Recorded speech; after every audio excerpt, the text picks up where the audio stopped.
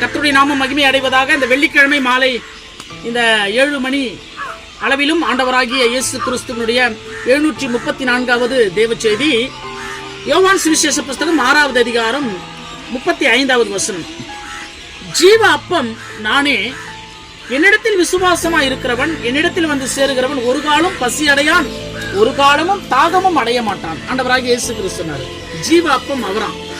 அப்பம்னு சொன்னா எல்லாருக்கும் என்ன தெரியும்? சாப்பிட்ற ஒரு உணவு தெரியும்.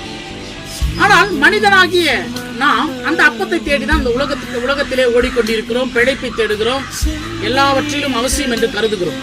ஆனால் அது மட்டும்தான் மனிதனுடைய பிழைப்பை தருமானா?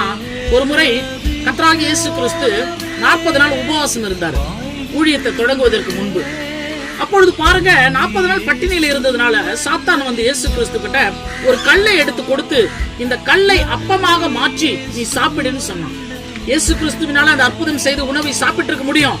ஆனால் சுய சித்தத்திற்காக தேவன் அந்த அற்புதத்தை செய்து கொள்கிறாரா என்று அவன் சோதித்தான். அப்பதான் இயேசப்பா சொன்னாங்க, மனுஷன் இந்த வாயில சாப்பிடுகிற அந்த உணவு ஆகிய இந்த அப்பத்தினால மாத்திரம் அல்ல, தேவனுடைய வாயிலிருந்து புறப்படுகிற வசனத்தினால், வார்த்தையினால் பிழைப்பான் என்று சொன்னார். நாங்களாம் ஆண்டவருடைய வசனத்தினாலதான் நாங்கள் பிழைத்துக் கொண்டிருக்கிறோம் இந்த உலகத்திலே.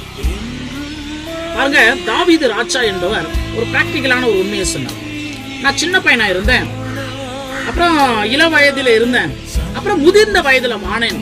ஆனால் நான் பார்த்து இந்த உலகத்துல எவ்வளவு நீதிமான்களை பார்த்தேன். ஆண்டவரை ஏற்றுக்கொண்ட ஜனங்கள் அவர்கள் அப்பத்துக்காக, உணவுக்காக கையேந்தி திரிகிறதை நான் ஒரு காலம் கண்டதில்லை என்று சொல்லி சாட்சி கொடுக்கிறார். இது உண்மைதானே? ஆண்டவராகிய இயேசு கிறிஸ்துவை ஏற்றுக்கொண்டவர்கள் யாராவது உணவுக்காக எங்கேயாவது கையேந்தி நீங்க பார்த்திருக்கீங்களா? முடியாது. அது தேவனுடைய வார்த்தை. என் ஜனங்கள் வெட்கப்பட்டு போவதில்லை, கர்த்தர் சொன்னது. ஆனா பாருங்க, ஒரு முறை இஸ்ரவேல் ஜனங்கள் வனாந்தரத்துல போனாங்க. ஒரு 40 வருட பயணம். 40 வருடத்துல வனாந்தரத்துல கிடைக்கும் உணவே கிடைக்காதுல்ல. கர்த்தர் ஒரு மிகப்பெரிய ஒரு ஸ்லாக்கியமான ஒரு உணவை கொடுத்தார். சங்கீத புஸ்தகம் 78வது அதிகாரம் 25வது வசனம் சொல்கிறது, தேவ தூதர்கள் பரலோகத்தில் சாப்பிடுகிற மன்னா என்ற ஒரு உணவை கர்த்தராகிய தேவன் அதிசயமாய் ஜனங்களுக்கு கொடுத்தார். ஆனா அந்த உணவை சாப்பிட என்னாகும் புஸ்தகத்தில் சொல்லப்பட்டிருக்கிறது, அந்த உணவு அவர்களுக்கு வெறுப்பாய் இருந்தது என்று சொன்னாங்களாம். வெறுப்பாய் இருந்ததா? அப்போ ஆண்டவருடைய உணவு என்பது, வார்த்தை என்பது சிலருக்கு வெறுப்பாக தான் போக போக மாறும்.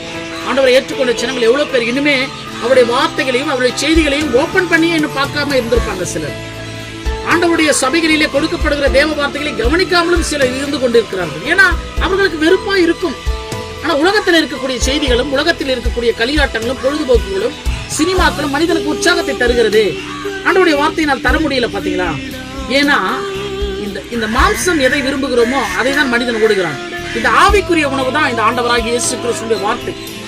அந்த வார்த்தை எந்த ஒரு மனிதன் தீவிரமாக கவனிக்கிறானோ, தீவிரமாக விசுவாசிக்கிறானோ, கர்த்தரை தேடுகிறானோ, அவன் ஒரு காலம் பசி அடைவதும் இல்லை, ஒரு காலமும் தாகம் அடைவதும் இல்லை, ஒரு காலமும் வெட்கப்பட்டு போவதும் இல்லை. ஏனென்றால் ஜீவ அப்பமாகிய இயேசு கிறிஸ்து அவனுடைய வாழ்க்கையில் இருப்பார். அவனை ஆசீர்வதிப்பார், அவனுடைய சந்ததியை ஆசீர்வதிப்பார். பரலோகம் கொண்டு செல்லுகிற வரையிலும் அவர் இந்த பூமியிலே அவர்களுடைய தேவைகளை சந்திப்பார். இன்றைக்கும் உங்களை கர்த்தராகிய இயேசு கிறிஸ்து நேசிக்கவும் ரட்சிக்கவும் அழைக்கிறார். அடுத்த தேவ செய்திகளோடு நான் உங்கள் மெய்யான இயேசு சபையின் சகரியா சதீஷ்குமார்.